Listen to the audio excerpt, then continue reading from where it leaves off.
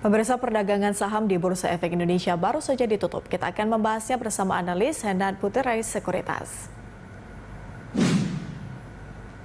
Dan untuk membahas prospek indeks harga saham gabungan, kita telah terhubung dengan Lisa Kambelia Suryanata, analis senior Hendan Putri Sekuritas.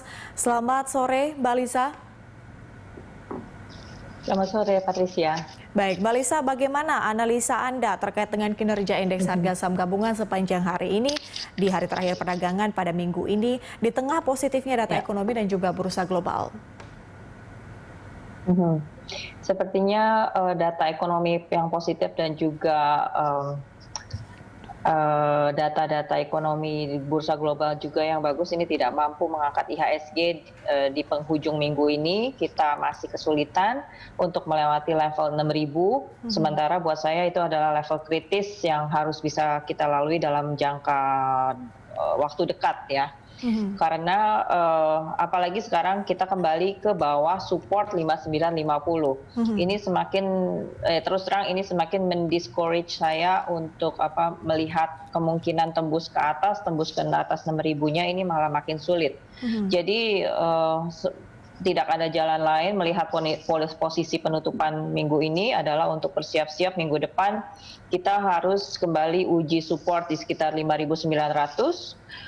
Atau ya unless IHSG-nya segera bisa naik ke atas 6.000, maka itu akan 6.005, maka itu akan membuka jalan buat IHSG ke 6.035 dan 6.115. Mbak Lisa, apa penyebabnya? Kenapa kemudian di tengah data ekonomi dan juga bursa global yang positif, kemudian indeks kita tidak mampu berada di teritori positif? Ya, kalau dilihat dari foreign flow, kalau misalnya kita previously ini sebelumnya karena ada capital outflow gitu ya, sebenarnya foreign inflow ini sudah mulai masuk ke market kita. Even sebenarnya ke pasar Asia juga sudah terdeteksi foreign inflow ini sudah mulai masuk ke negara-negara seperti Taiwan, South Korea, Thailand, Indonesia. Bahkan hari ini walaupun kita merahnya agak dalam tapi terdeteksi asing masih ada foreign net buy sekitar ya walaupun jumlahnya kecil tapi biar gimana masih positif 46 miliar. Dan sementara kalau dilihat dari angka 1 minggu terakhir kita itu net foreign buy hampir 1 T. Jadi mungkin alasannya kenapa kita tidak juga bisa tembus ke atas 6.000 adalah most probably kita akan menghadapi libur agak panjang minggu depan gitu ya, dan kita trading days berarti cuma 2 hari. Mungkin juga banyak investor yang memilih posisi amannya, tidak terlalu banyak positioning. Dan memang saran terbaik saya di saat market masih sideways begini adalah untuk tidak beli agresif dulu gitu. Kita harus bisa melihat IHSG-nya naik ke atas 6.000 baru tambah beli lebih banyak gitu. Dan tidak bisa dipungkiri juga bahwa peningkatan kasus COVID ini adalah suatu faktor yang tidak bisa dikontrol ya, tidak bisa dikendalikan. Itu juga masih menjadi salah satu sentimen negatif yang menghantui. So in overall saya harus katakan bahwa trend sideways kita belum berakhir secara teknikal, sementara IHSG belum bisa bertengger di atas 6.000 ya, situasi bullish masih belum pasti.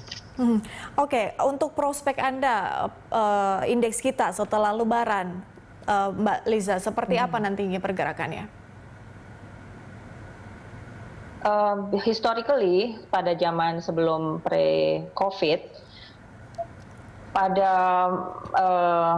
hari-hari menjelang libur Lebaran ini memang biasanya value transaksi menurun ya, persis seperti saat-saat sekarang ini juga. Belum lagi di belakangan ini ditambah oleh banyak migrasinya trader ke pasar Bitcoin ya, itu juga yang sempat ditengarai sebagai penyebab kenapa transaksi kita turun di bawah 10T sejak bulan April lalu. Nah, kalau melihat bagaimana pasar setelah Lebaran nanti, buat saya kondisi masih akan sideways ya, masih kemungkinan best skenario IHSG-nya masih bergerak di support 5.900 dan resistennya masih 6.000. Jadi range-nya makin sempit. Tapi mudah-mudahan dalam 1-2 hari ke depan ini atau seminggu setelah libur Lebaran akan lebih jelas kemana arahnya. Selainnya di IHSG-nya juga sudah terdesak ke ujung pattern gitu, harus segera bikin keputusan apakah akan tembus atas atau tembus bawah.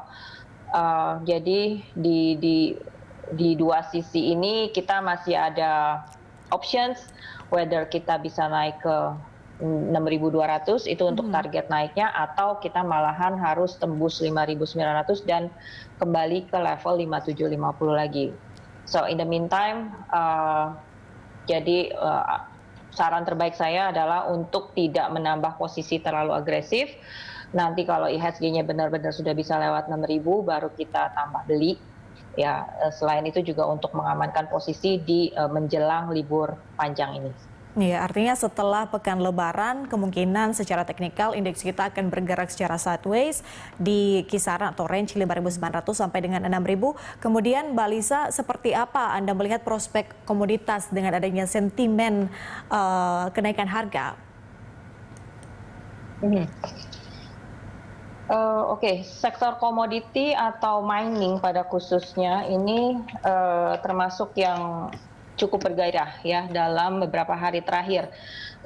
Ini didukung oleh data-data ekonomi dan beberapa negara besar yang beberapa diantaranya itu menunjukkan perbaikan ekonomi yang cukup solid ya. China itu first quarter GDP-nya itu impresif, bertumbuh 18,3%, USA juga dan Singapura walaupun mereka masih tipis. Maka indeks komoditi global ini juga mengalami kenaikan, bahkan angkanya yang tertinggi sejak 2011. Dan dari harga-harga komoditinya sendiri juga ini mulai picking up, melihat recovery ekonomi ini kayaknya udah mulai semangat gitu ya. So untuk sektor komoditi kita ya, in mining in general saya masih fokus kepada metal mining dengan saham-saham seperti Antam, Inco, Timah ya, dan kemudian juga gold ini lumayan menarik untuk disimak karena sepertinya dia mulai menjalani tren naiknya lagi. Setidaknya sampai harga 18.50 deh. Kalau sekarang dia gold bermain di 18.20 ya ini karena dia udah naik cukup banyak dari awal April. Target dekatnya ada di 18.50. So far sudah terjadi uptrend jangka pendek. Dan kemudian saya rasa CPO juga oke, kenaikannya masih terus bullish dikarenakan faktor cuaca La Niña ya yang mengganggu produksi sehingga mengganggu supply dan akhirnya meningkatkan harga. Satu lagi yang tidak kalah penting juga crude oil. Crude oil masih dalam tren naik jangka pendek, walau mungkin nanti di sekitar harga 68 barrel. 68 per barrelnya ini akan ada resisten yang cukup signifikan. Baik, Mbak Lisa Camelia Suryanata, terima kasih atas analisa Anda dan terima kasih sudah bergabung bersama kami di Closing Market.